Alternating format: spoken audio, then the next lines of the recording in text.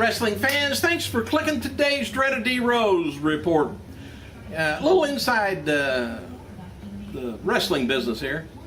We all know by now that Triple H cut his hair last week after TMZ broke the story with a photo of Triple H and a few fans outside WWE headquarters. Well, we know now that the haircut's going to be playing into the Brock Lesnar storyline. And it's likely something along the lines of Triple H is retired after, Lesnar broke his arm at the SummerSlam. And he's so serious about retiring that he did what others have done when they go to retire. They cut off their hair. Now they're all Mr. Businessman. As noted before, though, plans still remain in place for a rematch, Triple H versus Brock Lesnar.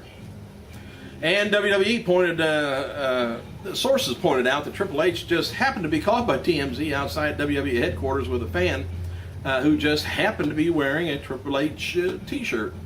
And sources found it interesting that TMZ was given this access when they have been the ones that first reveal whenever anything happens horribly to WWE entertainers. They're the first ones that report it. Like Cameron's, the recent ones, DUI arrest. Anyway, feeling is that WWE officials are happy with TMZ covering them. They just got to cover their butt. Just days before it came out, WWE Network may end up with a HBO-style model, and sources close to the network reveals that the new direction might be just a Hulu, there you go, channel instead. So they don't know what they're doing. The idea would be that the network launches Hulu in a few years. If things turn around with the company and the cable industry, then maybe the network would jump to a basic cable like WWE originally planned, unlike current plans, which would involve considerably layout on WWE part.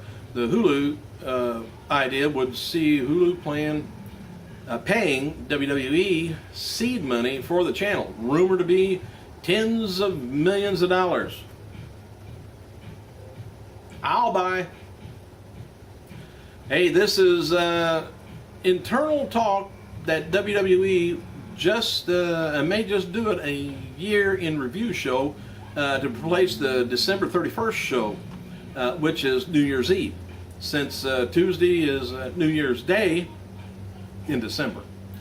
There's talk of not taping SmackDown that night, but doing a live that Friday, January 4th instead.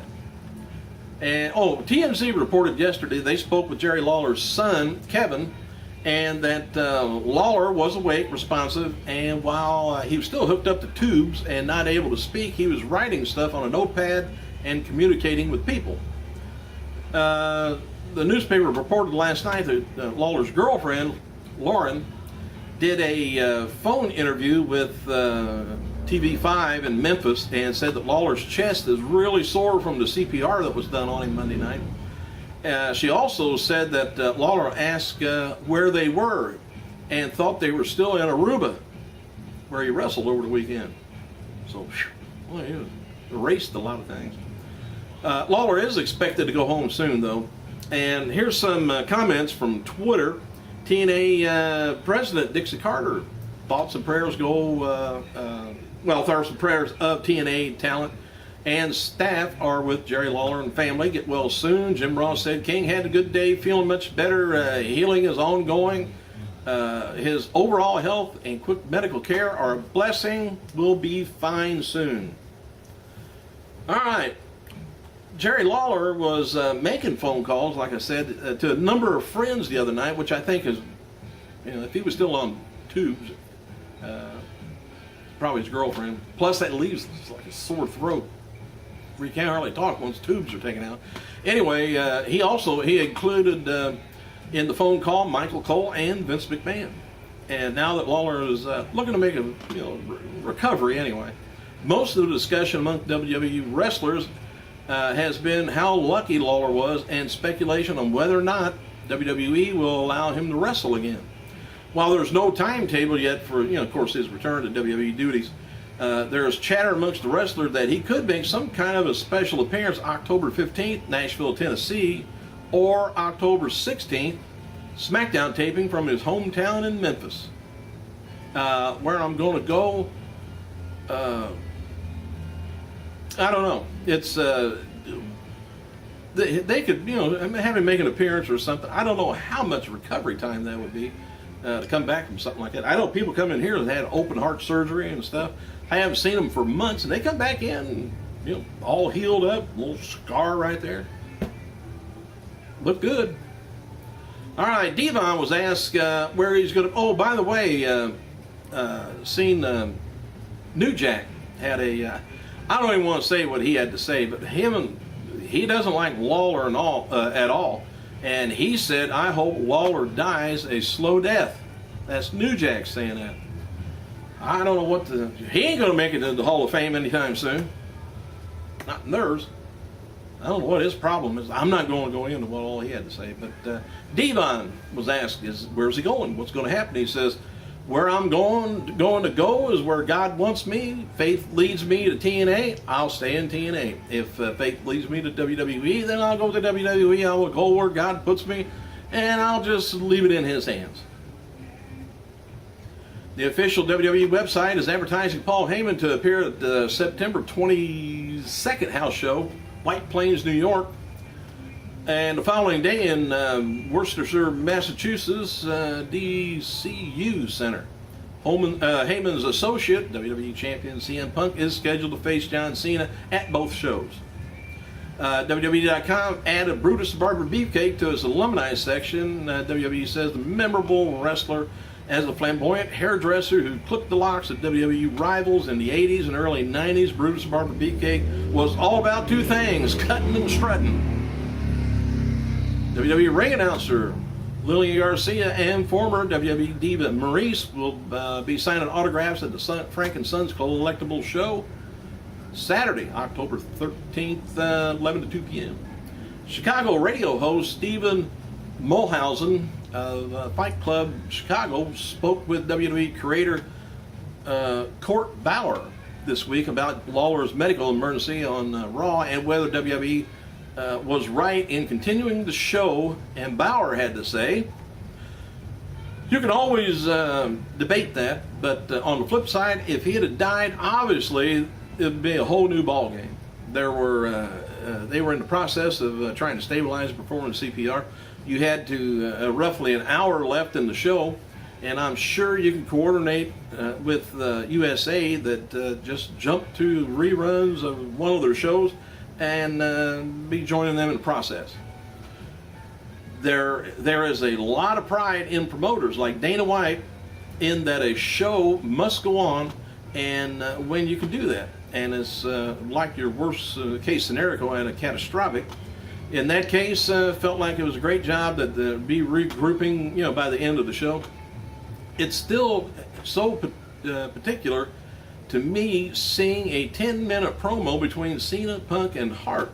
Said it just felt so weird. There was such a disconnect from it because of real life situation unfolding, and there was something very real and crazy about going backstage.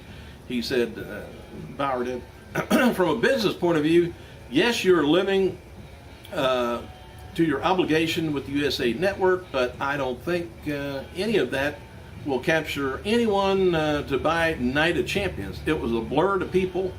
With that said, being you know, between the CM Punk and Cena, well, Bret Hart was there, but that whole deal right there, unless you taped it, it was kind of a blur, and the promotion part of it was, I don't know, it was just, nobody thought about it, so kind of dropped off for the Night of Champions thing, so just unfortunate. But, and for what it's worth, there are people in WWE think that WrestleMania 30 in 2014 now, not next year, will take place at Madison Square Garden, but despite WWE running a show in New Jersey and New York area on the WrestleMania 29, we should know more in about 6 months with the decision made around somewhere around Royal Rumble time. Daniel Bryant wrote the following on Twitter about his rematch, about his match with Kane against Kofi Kingston and R-Truth on Night of Champions. He said, I'm in Boston right now for Night of Champions. Says, I'm excited for our title match, but also excited to sleep in the same bed for 4 nights. And no, I'm not sharing the bed with Kane unless Dr. Shelby mixes. All right, Kelly noted on Twitter that her 2013 calendar is going to be released in October this year. Something that Kelly's been doing outside of WWE.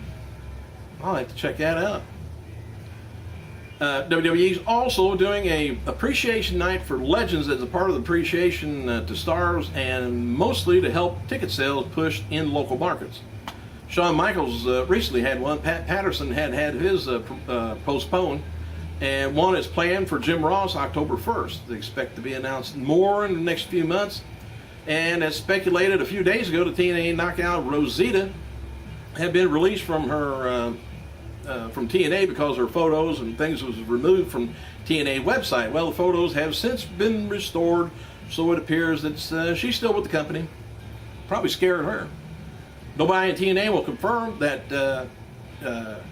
Taryn Terrell has been paid, but after she left WWE, she was asking for $2,000 per India appearance, plus limo transportation, and extra plane ticket for her agent.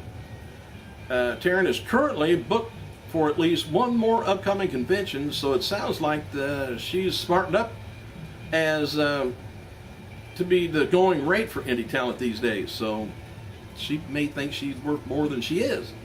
And according to Taryn's Twitter, she's also going to be doing a stunt work these days. I don't know on what.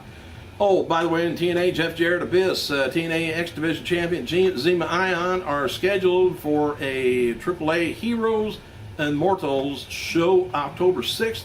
There's been talk about doing Ion versus a former WWE, or rather WCW star, Juventud Guerrero, for the AAA Cruiserweight title in Mexico. Hey, thanks for clicking, you guys. I gotta go.